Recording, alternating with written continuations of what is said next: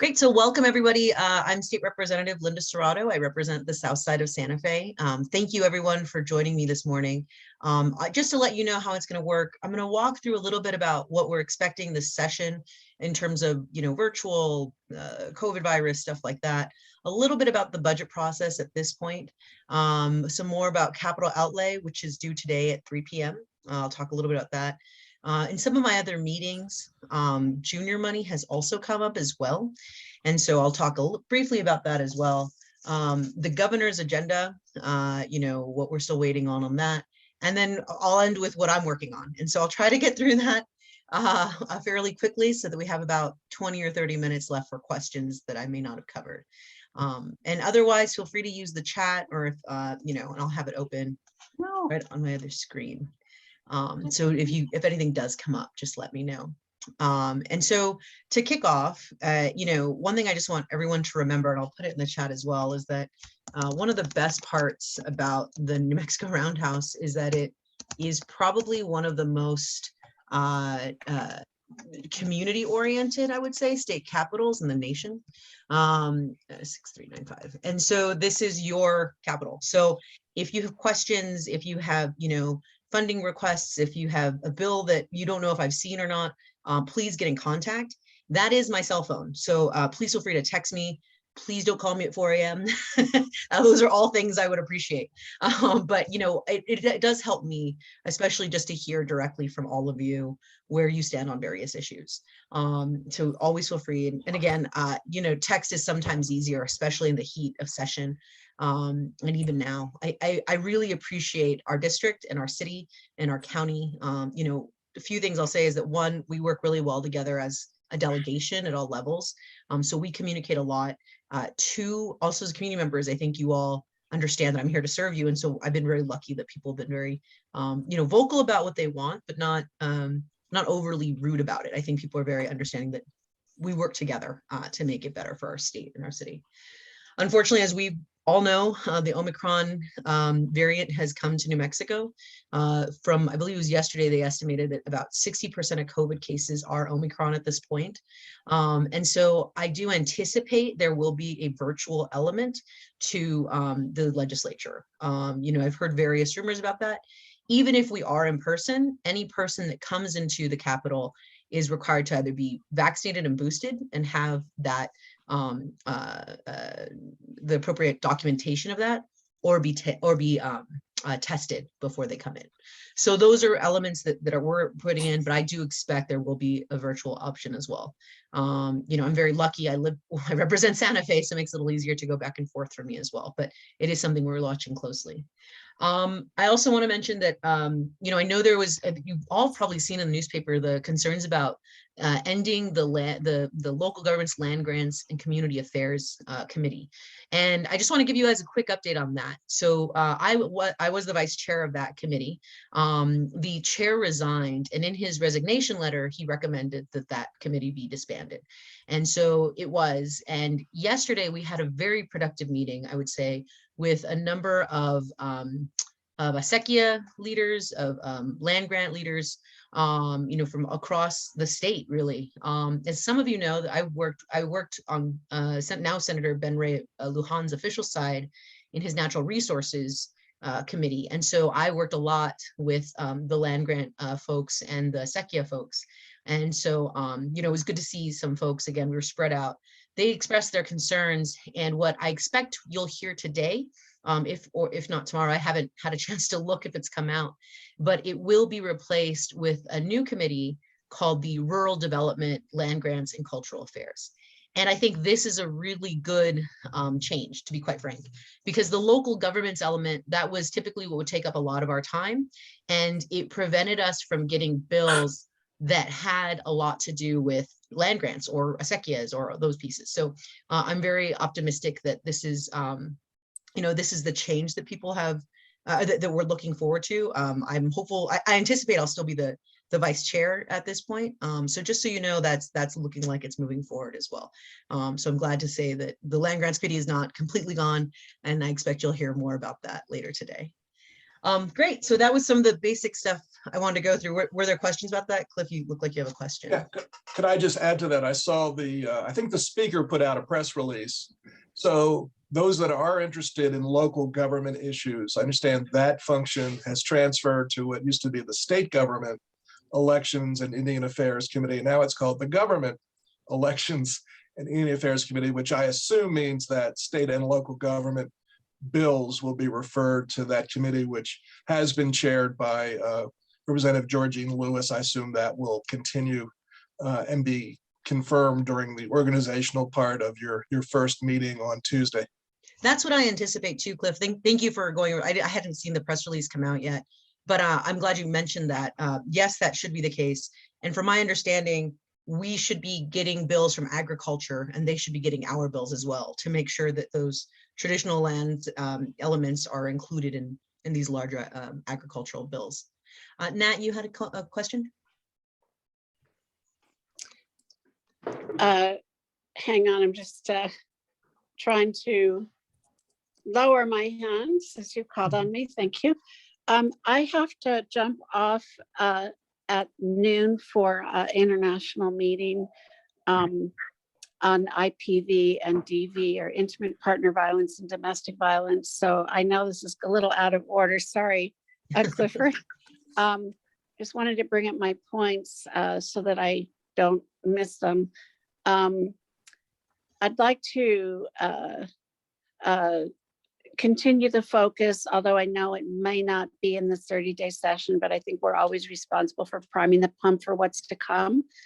That security and safety, in particular for silver domestic violence and intimate partner violence, which is seniors, not just people with disabilities, but also seniors.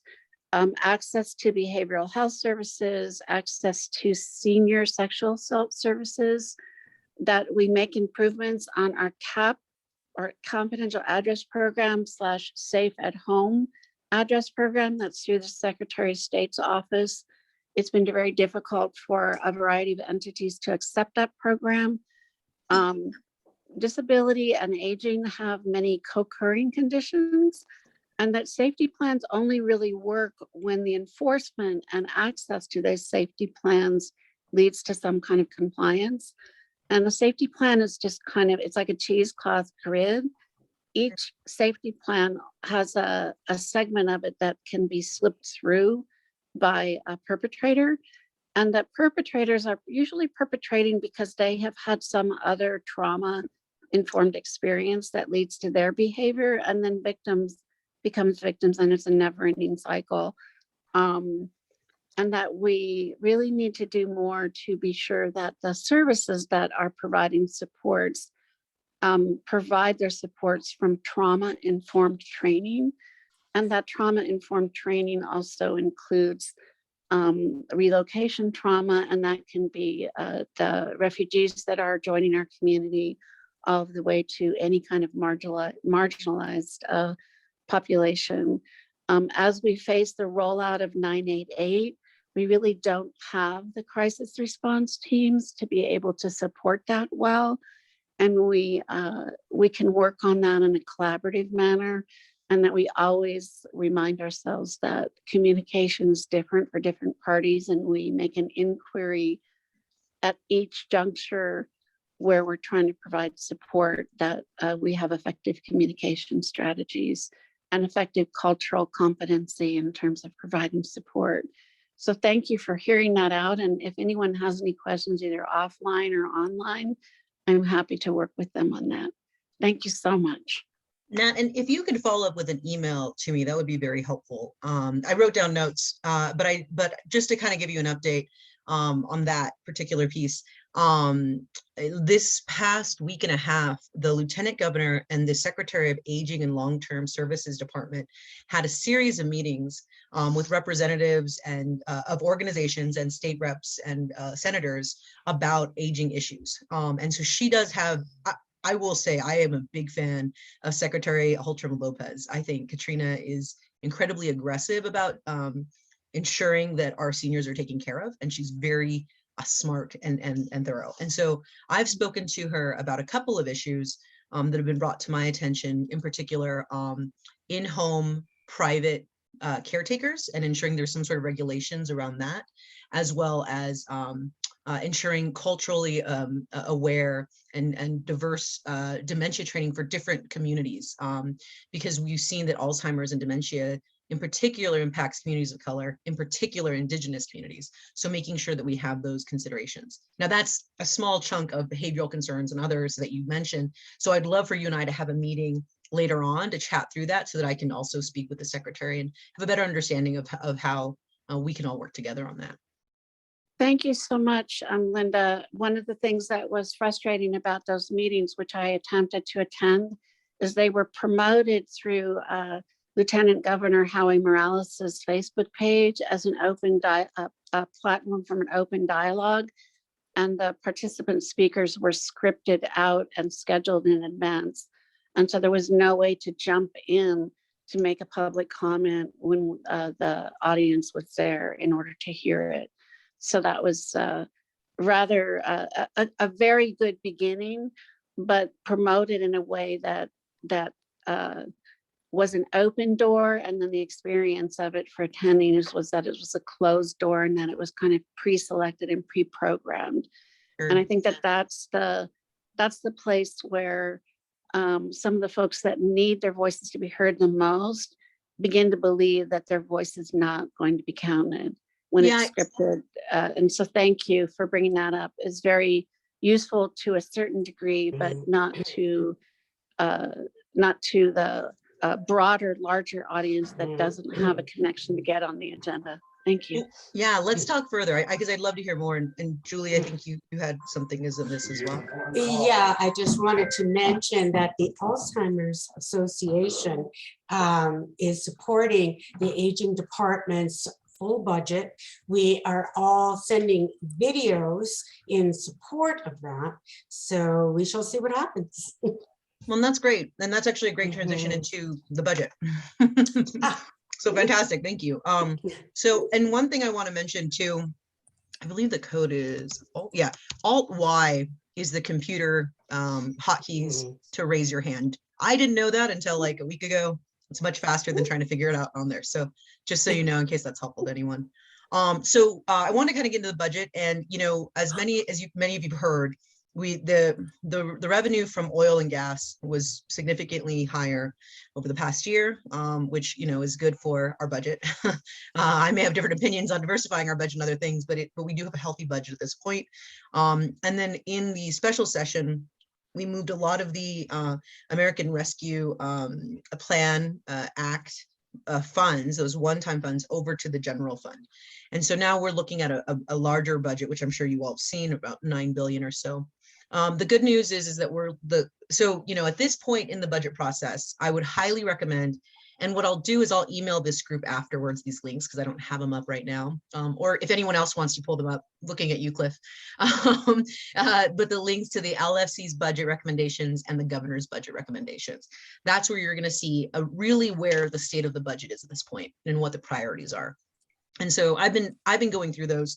The Appropriations Committee, which I'm not a part of, has been in session all this week, going through all of those recommendations and what the plan is. In those, they are planning on keeping about 30% in reserves, which was how much we had in reserves prior to the pandemic and the economic shifts that we've seen. So that's good. We're also looking at pay increases for teachers. That's a very strong bill that's coming up, and a few other pieces. Well, I'm still digging through it for myself. What you have happening right now is organizations and legislators, and you yourself, I would highly recommend, is look at the sections that directly impact your work or what you're interested in, to have a better idea of, and I hate to say like wiggle room, but is there a place that we can say, hey, this project that we're working on, can it be funded? To my understanding, from what I've talked to with my colleagues, I intend to fully fund as recommended by the LFC. The governor and the LFC's budget requests look very similar. So I expect that most of these things will be fully funded. In particular, ALTS, the Aging and Long-Term Services Department, asked for, I believe it's an 11% increase to their budget, but it only equates to about 2.5 million, which is a big only, but it is it's not as much as you'd anticipate. And considering that seniors are the largest population in our state, we're the fourth largest senior population in the nation, I should say. You know, I think that really speaks to them. We want to make sure that when we're looking at the future, that we are anticipating the needs of our seniors in an important way. And again, as you all heard me talk forever about, you know, we have multi-generational families here, right? Like abuelos who help take care of our kids, help have jobs, you know, that help support our households. So we want to make sure that every level, from our littlest kids that need childcare to our oldest adults that, you know, need services that they may not even know yet, that we're doing our part. So just want to mention that that is an element of the budget. So I encourage you to take a peek at it. Please let me know if there's anything in particular. Like I said, that's why I have my cell phone on there, my email. And I see Dorothy, thank you for sending me your caucus's priorities. That is very helpful. One thing that Dorothy just said in the chat was that she's here from the Democratic Party of New Mexico's Veterans and Military Families Caucus. And she's going to send me the caucus priority documents offline. Please always do that.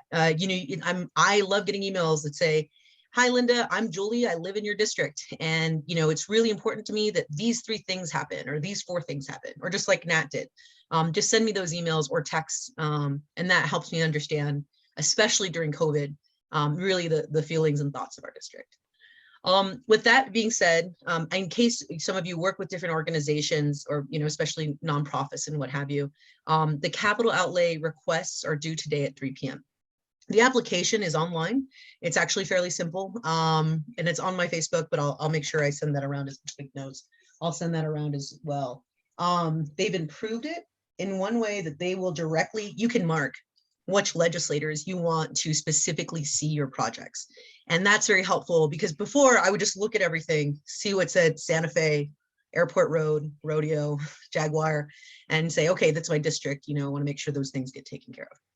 The harder work is beforehand. And the bigger thing that you have to make sure is that you have what's called a fiscal agent. And a fiscal agent is a political subdivision like a county, a sequia, land grant, city, any, you know, think of any kind of smaller organized group like that, that will be the group that we transfer the funds to. And that's very important. For me, I like to see that you have what's called a memorandum of understanding, an MOU with them, that says they are your fiscal agent for your project. Capital outlay, just so you know, has to be used on long-term investments. So while, you know, I'd love to get computers for schools, they're not going to last 10 years. And that's what we have to look at, is programs that last 10 years. So that's the very brief overview that I would give you. If you are interested at this point, you don't have a fiscal agent, start getting your community together, start getting the folks involved together now so that we can fund it in 2023.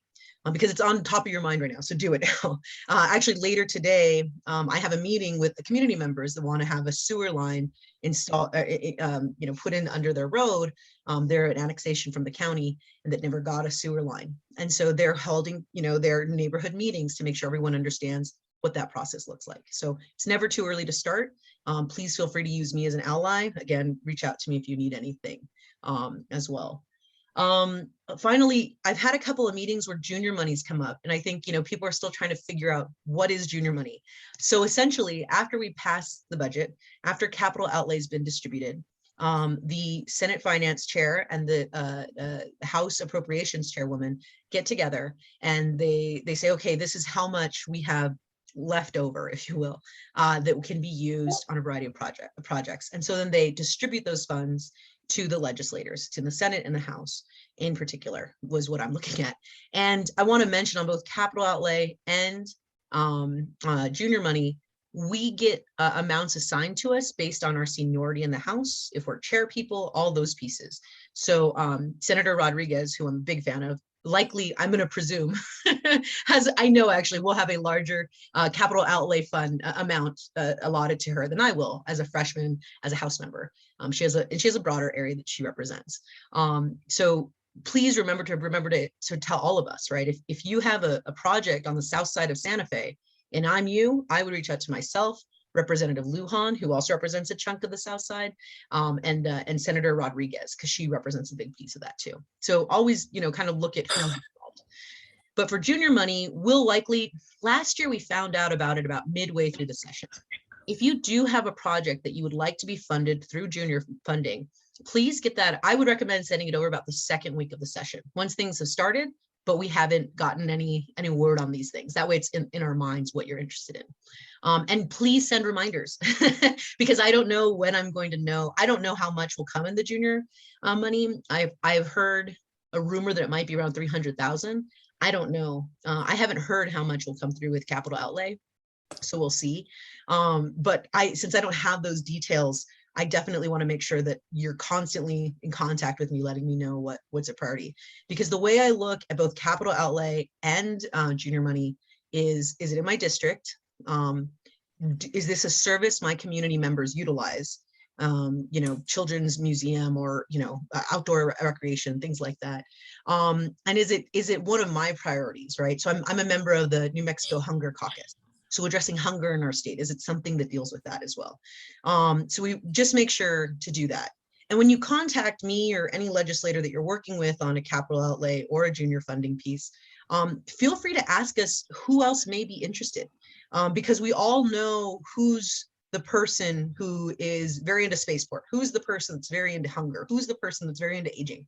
We all kind of have these avenues, and we're happy to spread that out. Junior money gets a little interesting, and I will say this, is that your project that you want funded through junior money is two things to keep in mind. One is that it already has to be funded through some sort of state agency or department, because the way I request junior money is I say, please direct $50,000 to the Department of Outdoor Recreation's specific fund within that department's recreation for the Santa Fe Get Kids Outdoor project. That's not a thing, and that way it knows the exact funnel that it goes through. So when you contact us, please know what is that exact funnel's name or a number code or what have you, so that I know exactly who to give that money to. I mention that because some wonderful organizations that I've worked with before who are very experienced didn't know that.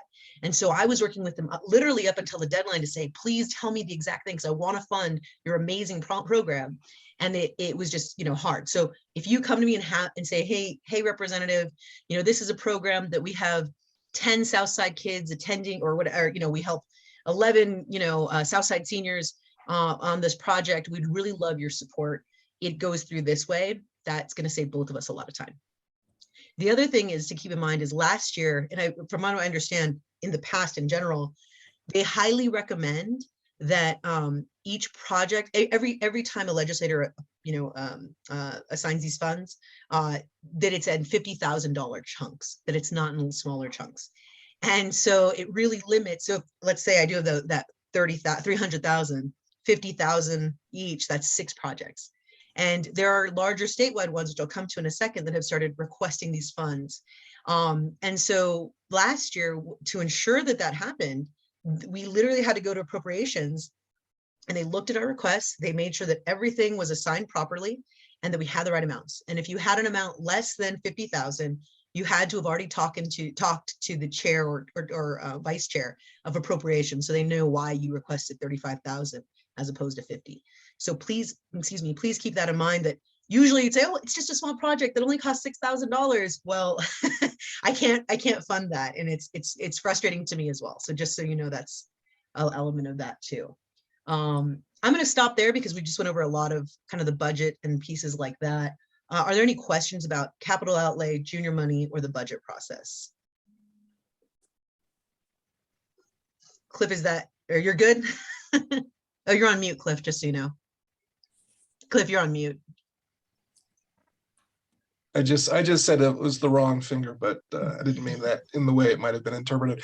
Just so everyone is aware, the New Mexico Constitution requires that appropriations can only be made, this is paraphrasing, but pretty close to the exact language, can only be made to entities that are entirely under the control of the state.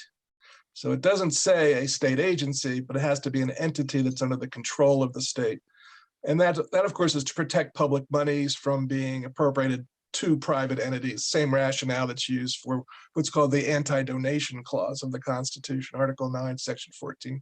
I can give you that site as well, Linda, if you're interested. If people ask, why can't you just appropriate the money to my, to the Kiwanis Club or something like that? And that's simply a mechanism of checks and balances and control to make sure that public funds are overseen by, in this case, a state agency. Thank you, Cliff. Thanks. Nat, you had your hand raised.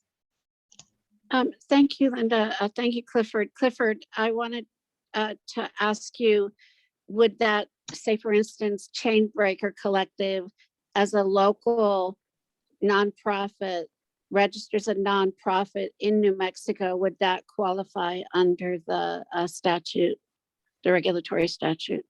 It couldn't, it could I'm not. not picking that organization Yeah. because I would have a proposal, but as an example of a New Mexico nonprofit as opposed to a national nonprofit.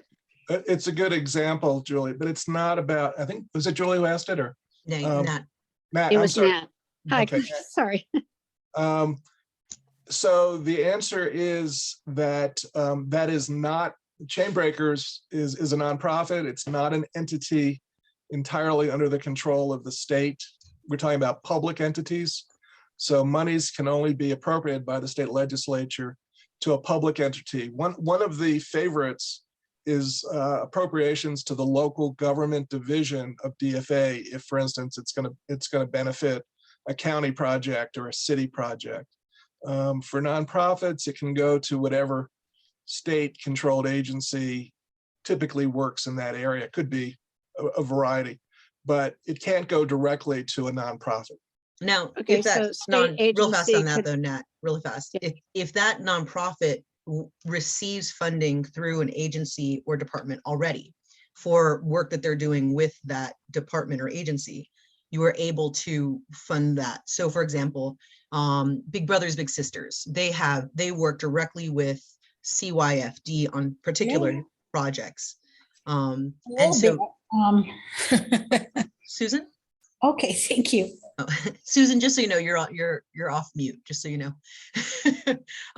But so a group like Boys and Girls Club that does, or Boys and Girls Club, Big Brothers Big Sisters that have specific projects with the state, we can allot that funding through that specific stream of work that they do. Does that make sense?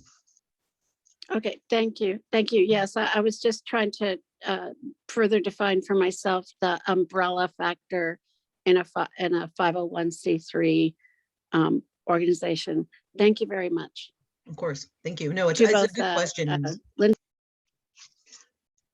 No, and thank you, Cliff, also for the clarification. It's a good clarification. So with that being said, just so you know, we are still waiting to hear from the governor on her agenda items for the session. You know, from what I anticipate, there will likely be a hydrogen hub bill. From what I anticipate, there will likely be a crime bill. You know, exactly what those two things entail, I'm very eager to see and have a better understanding of. Just so you know, what I've told the governor's team and leadership when it comes to hydrogen hub in particular, is that I want to see the protections in place for that local community. That particular area in the 70s, or sorry, I guess I should say earlier than the 70s. Hi, Shelley, welcome. And Sasha also as well. In particular, historically has always been like an energy area. And so when we had uranium mining, they were the front lines of that, and they suffered those consequences. And then, you know, when we have coal, it's where we have just had so much methane. And so those communities in particular have been not protected in these difficult times. So there's a lot of safety elements that I'm hopeful for with the hydrogen hub, but I've expressed to them that I really want to see more buy-in from, you know, that local community before I can support it. And it's primarily because I proudly represent the south side of Santa Fe. And even here we have radioactive waste that had been buried improperly, and because of, you know, conflicting oversight issues, I think, you know, now Senator Ben Ray Lujan took a lot of responsibility in engaging in that. I think he did a good job, but, you know, it was very difficult. And so I want to make sure that we are treating environmental issues. It's a global issue. There's a lot of big things, but there are these little communities that are impacted every single time, and that we are considering that. So that's a big consideration for me. Similarly, in the crime bill, you know, what I expressed to the governor's team as well was that I'm open to increasing, you know, funding to address these issues, as long as they include training, you know, non-emergency solutions as well. And I've also expressed to groups like ACLU that I would love to see how rural communities we in Santa Fe have a wonderful, non-emergency line and emergency line that helps, our police officers distinguish what they're running into, similar in Albuquerque. But how are you going to do that in a small town, like Roswell? Roswell's pretty big. How are you going to do that in a small town like Tucumcari? How are you going to handle those? So, it's something that they all know. That's my considerations in this conversation, and I'll continue to talk to them about. But we'll see what's on the call. I've made some requests, and I'll go over them in a minute. I have you can't see, it's my notes. I look like a character on a TV show, just notes everywhere.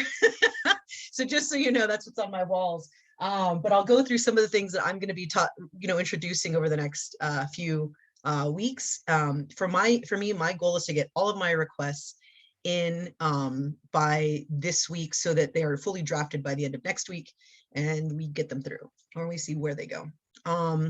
Mary Collins, I mentioned in the chat that the internet connection for small communities is very important around Santa Fe.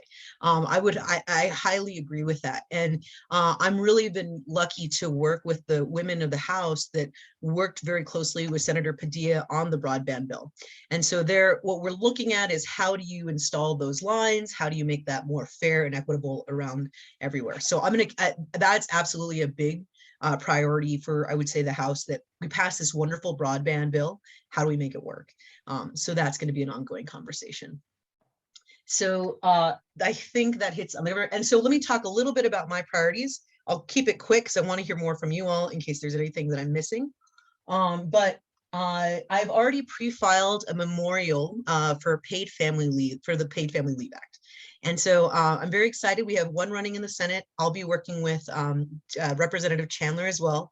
I'm very excited about this one. The memorial calls on the Workforce Solutions Department to put together a study on how this would impact our workers, so that when we go for, we have the study from Bieber. We have, we have a poll from, I believe, I can't remember which group, but they did a statewide poll and found that 77% of New Mexicans support a paid family leave a bill. This is something I said, like, when I first ran, this was an important priority for me. And so I was really honored to be able to carry this bill. What I loved about what we were able to put together last year with Representative Chandler was a bill that actually alleviated the stress, not only for workers that needed to take that time, but also small businesses. Because when a small business loses somebody for a month because they have to take care of their kids, or even, or that person quits because they can't do both, and that's what we're seeing in the workforce right now, then they have to go through retraining, and it's far more costly for them to hire a new employee than just keep the old one. And so what this does is essentially, I'm a good example. I'm pregnant right now. And so my employer, has given me some time off, which is kind of them. And right now they're still going to pay me directly. That's how it happens under the Paid Family Leave Act that we're proposing. Well, what happened is that I would fill out the state information, and then I would draw from the fund that I had been putting into as an employee, and that would free up revenue for that small business to then pay for a temporary worker to take my place in my time off. And so it's more of a predictable schedule for our small businesses to be able to predict what's happening next. And I think that's really important for our families, for our small businesses, for our entire community, to be really honest with you, and to really get workers back, to understand where families are at. So great to hear, Shelley. Yeah, I'm glad to see that it is a priority for the New Mexico Public Health Association, because I think it's a big one. So we're hopeful for that one. That one's been pre-filed already. Then I have legislation that's being drafted right now that would request one-time funds for PPE for children in public schools. So, I will say the Santa Fe School District, has been just an ally in this. And so I was able to get information from the public school superintendent, Larry Chavez. They have PPE for kids, so masks. As you may know, they don't recommend cloth masks anymore. If you look for KN95, KF94, any of these masks for children, they are extremely expensive. I was looking for my own daughter, and you're talking about $2 a mask, $1.50 a mask. It's overwhelming. And so what we would do is essentially have those masks available at schools and for kids, so they have better PPE.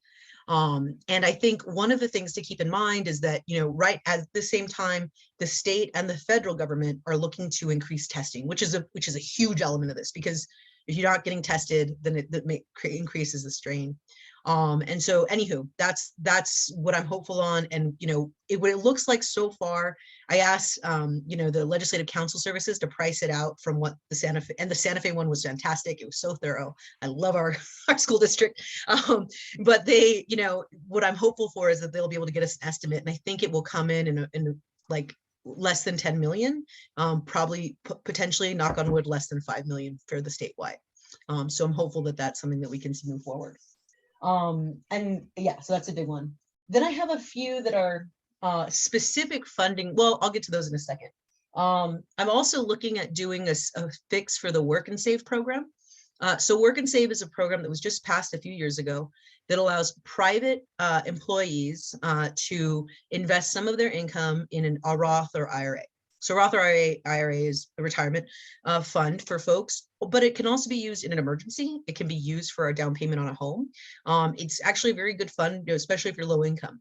The trick is that they have to, their employer has to enroll their company in that program. So it's preventative for a lot of people to actually get involved if their employers aren't involved. The other piece of that is that we are in a contract with, we're going to create a multi-state network so that we, can pull together and get better rates and get better, amounts and have, it would just be better overall for the investment pool if we have a larger pool with Colorado. So we want to make sure that our statutes are in line with theirs about that process, and that the employers are enrolling their folks. What they found, they had a study by, I believe it was Boston College and Bieber, the economic research arm at UNM is Bieber, sorry. But they found that there are 15,000 potential employers and only 1% of them would enroll without any incentives. So we're looking at creating a tax credit for those employers to enroll their folks. And also, put our statutes in line. So that's a fix that I'm looking at Work and Save. And that does need to get on the call. So myself and the Work and Save board have requested to the governor that it gets put on the call, just so you know, or on the agenda. Let me see. There's a bill that's been presented by Representatives Ellison and Representative Chandler, and that I plan to be a co-sponsor to as well. We've been talking about this. They almost got it passed last year. They just ran out of time. But it's a fix to the anti-donation clause that says that the state can help with household services. And so where that comes in line, I'll give you a very specific example. In my community, there was a request for a sewer line. And we were able to get the funding through capital outlay. Everyone was very happy. They've been working on this for 20 years. But to get the public sewer line to your private home, you would have to pay for it. And there's nothing I can do about that right now. This fix to the anti-donation clause says that I can, in my capital outlay, include funding to make sure the houses get connected as well. And there's a lot of examples of that. My colleague, Representative Ortez up in Taos, is looking at, something similar for natural disasters that happen and addressing some of those issues as well. So that's one that I'm very hopeful for. It's a constitutional fix, so it does not need the governor's sign off on that one. Let's see. Then there are, so then there are a few that I think we'll have to wait on. I'm not ready to talk about yet, only because they'll likely have to wait until next year. There's the enact bill that would increase understanding of what's it called? Increase understanding of the of dementia and Alzheimer's disease in specific communities. So we're still working with the governor's team to get that on the call. It would be a state bill that pairs well with Senator Lujan's bill in Congress. But I don't know if it's gonna make it. So likely you'll hear from me on that one next year. And then I do have a bill that would end the Social Security tax for those making less than $120,000 a year by taxing homes, or not taxing, by having a one-time fee, a transfer tax on homes that sell for more than $500,000. Now I know that houses in Santa Fe are now a median price of $500,000, which is horrific. One of the optimistic things about this fee is that it may actually create what's called a cliff. No offense, Cliff, but it would create a cliff that would prevent, that essentially would encourage folks to stop their, to stop increasing the price to that point to prevent that increase. But the way a transfer tax works, and I know this because we just bought our first home a couple months ago, is that you get your bill and then you have all these fees that you're going to pay anyways, and it's just kind of lumped in there. And so, you know, that's an element of it. And again, it's taxing the highest cost in home. So, you know, folks that have under that, it would be helpful. So we're still looking at that. That actually creates a fairly good pot of money that doesn't disappear when there's recession. That's the reason that people don't want to get rid of the Social Security tax, to be honest, is that it's consistent no matter what kind of recession we're going through or anything like that. It's a very consistent fund. And so we need to replace it with something that's equally consistent, and real estate has proven to be that way. And it's so consistent that even with that fund, we would have some left over for to include in affordable housing. So I'm amending that bill just to include that as well, to making sure we're addressing affordable housing in the state. And you will see that will actually garner a decent amount of money, because it would be a decent pot. And then there are 3 particular programs that I'm going to be requesting specific money for. And this kind of goes back to my general overall with the budget, that New Mexico, we have potholes to fill. We do, and they're very large, and we have to take care of our communities. But we need to make sure we're growing our economy, and we're growing the revenue that we're bringing into the state, so that we can continue to take care of these things ongoing. And to that end, there are 3 programs that I'm really interested in supporting. 4, I guess I should say 4. One is the New Collar Accelerator. They are a program out of Santa Fe Community College, and so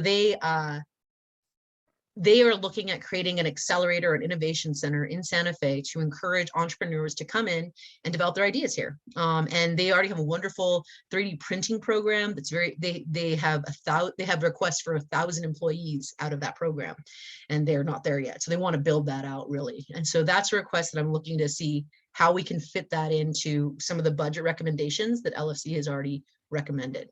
A similar one is the Venture Studio down at CNM. They have this phenomenal program where if you're one of the the companies that they select, they really walk you through the different stages of being, you know, a new company here, introduce you to venture funding as well. And so they've requested some funding. So myself with Representative Dixon and Senator Tallman will be carrying a bill to support that program as well. And I think there's some funding actually that should work for that. And then this one's a little bit different, but there is this group called the College and Career Plaza. And what I love about them is that some of you know my husband is a college counselor at a private school. Most public schools do not have a counselor that's only dedicated to career and college. And that's very difficult, if you know, for counselors to hold up that entire load in a public school. So what the College and Career Plaza does is it's a few former educators, and I'm working with Representative Lujan on this. What it does is they go literally, they have hours there at the school library or at wherever, and they are there for the students to talk through, again, college and career options, solely for that. And they found a lot of success. So they want to start broad. This has just been in Santa Fe. I believe they're located at the International High School, Santa Fe High, and Capitol, and they're looking to expand. So they're looking for about $250,000 in funding for that. And again, you know, seeing how we'd be able to support that outreach as well is one thing we'll be talking with the appropriations chairwoman about too. And then lastly, there's, you know, we have what's called an angel investors, which is, you know, these are folks that invest in again, entrepreneurs. And we have them in the state, and then there are folks outside the state. And so the angel investors receive a tax credit for, you know, any investments they do, they receive a tax credit. They have not been using it. All the in-state ones have not been using it. And so I'm working with Senator Hickey down in Albuquerque, Representative Dixon, and myself to expand that to include out-of-state investors as well, to encourage more investment in the state. You'll see me doing some of this because I think there's an opportunity. You know, we've seen it in other places where you have culturally aware tech training.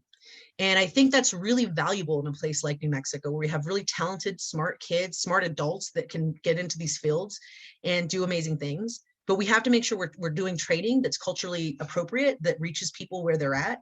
You know, and I say this as an Emerge graduate, right? I've worked in politics my entire life. I never thought of running. I did Emerge, which is a program for Democratic women to run for office. And for some reason, their programming is particular to women that made sense for me to run and made it work. And so I believe that same process for any field, right? Like tech has so long been in one sector. How do we broaden it to rural Hispanics? How do we broaden it to Indigenous communities? How do we broaden it to communities of color in our communities? That's what I want to see happen. And to make sure that, again, how do we ensure the art on the walls of these, accelerators is New Mexico art? How do we ensure that we're including all the cultural elements that make New Mexico so rich, in these people that are developing our economy too? So that's kind of what I want to make sure that we're doing. That, I've seen it a little bit like Utah. I was actually kind of impressed that they have a very Utah flavor. It's not Silicon Valley. It's not vanilla. It's not boring. It's very them. And I believe we can do that even better here, to be frank, because New Mexico is far more beautiful. How do we do that here? So those are the big ones. That was a lot, and I went over my own time. And I'm happy, and I'll stay on an extra 10 minutes because I know I went over. But if you want to start raising your hands, and again, it's Outlay, that are on a PC. I don't know on a Mac. I'm sorry, but if you have any questions, go ahead and raise your hand. Paul, you had a question. Yeah, Representative. I'm concerned about a couple of big issues I don't think you've talked about today. But the infrastructure, the federal infrastructure money. I saw an AP story today that talked about how they're thinking about spending their infrastructure money. And there was no mention of water projects. And water projects are the key to the survival and prosperity of New Mexico. Yeah. I think we have to look to, let's say, the city of El Paso, Texas. They're a leader in desalination. They're a leader in the closed loop system. Mhm. And they're producing 35 million gallons of water a day from their wastewater. And, this is an opportunity that we don't get often, a lump sum of money that can be used to really invest in helping our water supplies and our water issues. I mean, temperatures are rising, evaporation's going up, snowpack is down. We have some serious big ass problems. And the AP story didn't mention that. Yeah. I'm disturbed. And I hope you can do something about that. I hope you can use your leadership position to advocate for some really long-term water use investments. That's the key for survival and prosperity. Thank you, Paul. I really appreciate that note in particular. So one thing I'll say, and this is just one step, is that we did use some of the ARPA money during the special session for water projects in particular, to essentially to fix what's broken at this point. And I believe, and I'll have to look again this exact number, I think it was 10 million we put aside that we passed during the special. But however, you're right, there's more to go. And I think, again, as I mentioned, we met with land grant and acequia communities yesterday. And that was a big thing that the acequia said as well, right? We're seeing this decrease, and they're the ones that are going to see it first, the folks that protect our acequias. So how do we protect that all the way down? So I think that's a great note. And actually, being on the land grants and cultural affairs and agricultural development, agricultural development committee, it's something that I'll actually bring more attention to. Yeah. It goes way beyond the acequias. I mean, Yeah. beyond Albuquerque surviving, Las Cruces, Santa Fe, Espanola, Taos, the bulk of our population along the rivers, the Rio Grande, the Pecos. I mean, our water supply from the Colorado and the water coming from the Colorado River Basin is going down tremendously. I think we need really leaders with their hair on fire on this issue. Yeah. I mean, No, we're losing money. We're losing water in lawsuits from Texas and other states because we're losing those lawsuits. Last I heard, Clovis was literally going to run out of water in 5 years. So the problem has been, I think, is that we haven't been thinking far range. It's been really short-term thinking on the part of New Mexico. We should have invested more money with the state engineer and started looking forward. And we haven't. We've been kind of like stagnating on water. But if there's another issue, just very briefly, I'd like to urge you to support funding for the study on the creation of local public energy companies owned by the public. And there's 16 legislators that have signed on, and I'd urge you to do the same. It would be great for the state of New Mexico if we could fund that study to see the feasibility of creating our publicly owned electric utilities. So thank you. can you send me that list, Paul, after this? I just included my email in there too of who's. Yeah, I'll send you some information, but they've signed a memorial. Yeah. And they're asking the PRC to study. There was something in the paper today if they're also going to be asking the state legislature for funding. Because I just started hearing about that literally yesterday. And so I just want to see like who are the other legislators on it and what's going on that end. But thank I you. That's very appreciate it. It's a great movement by the legislature if they can Thank do you. that. Yeah. Thank you. Shelley. Thanks so much, and thank you. I'm sorry I wasn't able to come earlier. We have, I'm in addition to being your constituent, I'm the president of the New Mexico Public Health Association, and we've got a number of priorities. You may have addressed them earlier, so you don't need to repeat yourself. I just really want to first thank you for the paid family medical leave leadership. Such an important issue for our businesses and our families, right? Those, all of them. And did I hear you say you were pregnant? Was that? Yeah. Well, Yeah. congratulations too. Thank you. That is why I'm eating while we're talking. So I don't know what takes it as a rude thing. Please take care of yourself with the virus. But I want to ask you about a couple of our priorities. One is the health security design and planning funding. In order to move that universal single payer plan forward, we've got to have the blueprint funded. What are your thoughts about that? Are you all going to put forward a capital outlay request for this, or I guess a junior The money? bill's being put forward. It's not a capital outlay. It's, Okay. you know, it's consultants. It's with the Office of the Superintendent, Russell Toll. Great. $1.5 million is my understanding proposal. Who's carrying it? And you know what? I knew you were just going to ask me, and I Okay. don't want to make a mistake. So Because I know I'll- it usually be I'll sign- Representative Armstrong, but Yeah, I'll let you know. We're please. next week on our NMPHA Fridays, Mary Brett, who's been, you know, Feldblum, who's been doing this work for 28 years. Yeah, she's And wonderful. we did some great studies, but it's just, we've got to have that blueprint. So I don't know, you know, last year it was We funded talked through- about this last year. I do remember it. And so I think I just want to look at the language again, but it's something I believe I supported then and I plan to again. Great, thank you so much. And then there'll be something that's easier to deal with, which is in terms of making it easy for Medicaid to expand. Are you familiar with the easy enrollment? I Oh, but I believe love it. it's such a thank you. And it was, I believe the governor's going to call for it. Great. And another, so environmental justice, I just came, that's where I was, our environmental justice work group. And Representative D. Wanda Johnson's going to be bringing forth a bill for the uranium remediation office, that we've got a huge legacy of harm to repair in terms of remediating the, you know, all the mess from uranium mining. It's a very technical term. And NMED is supporting having that office in place. It will allow us to leverage federal funds. I don't know if you've had any conversations with Susan Gordon or with Representative Wanda Johnson. Is that? I've not, but I worked on RICA in the federal arm, which is essentially the federal version of this.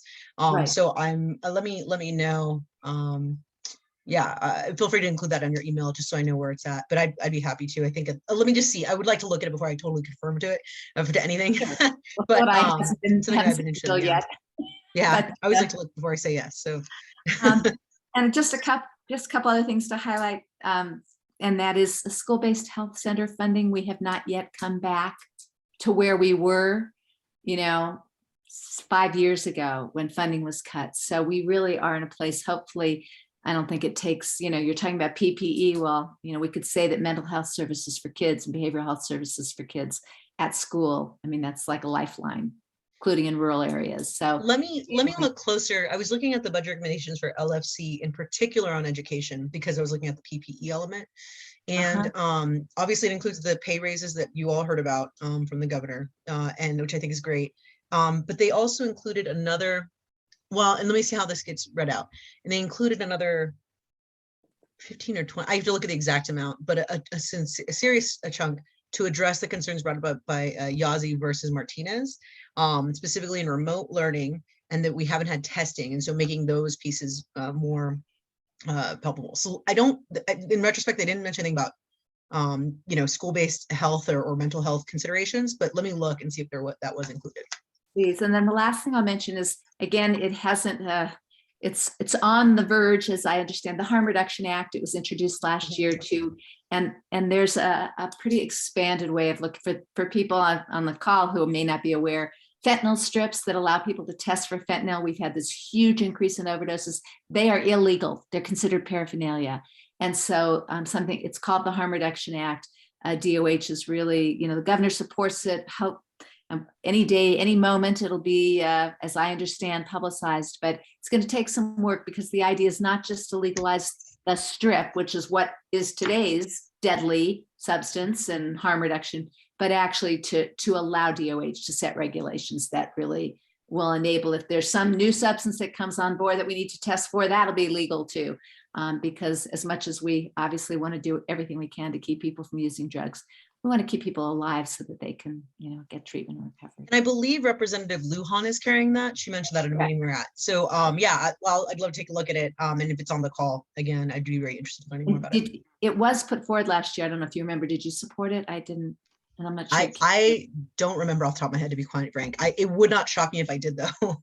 Because again, in the North, we really, like, again, the Santa Fe delegation works well together. The North in general, we work a lot together. So I'm fairly sure I would have, but I'll look again. Thank you so much. Are there any other questions or concerns you want me to make sure I know?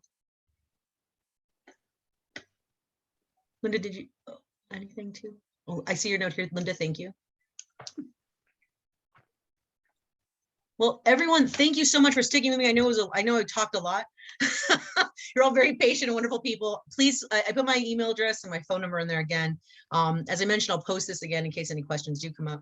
But thank you so much for your involvement. Please keep in touch. Please follow up, Shelley, Paul, anybody else who has anything that's coming up, let me know. And especially if something gets put on the call that we didn't know today. But I'll look at this. Take care of yourself. Thanks, everybody.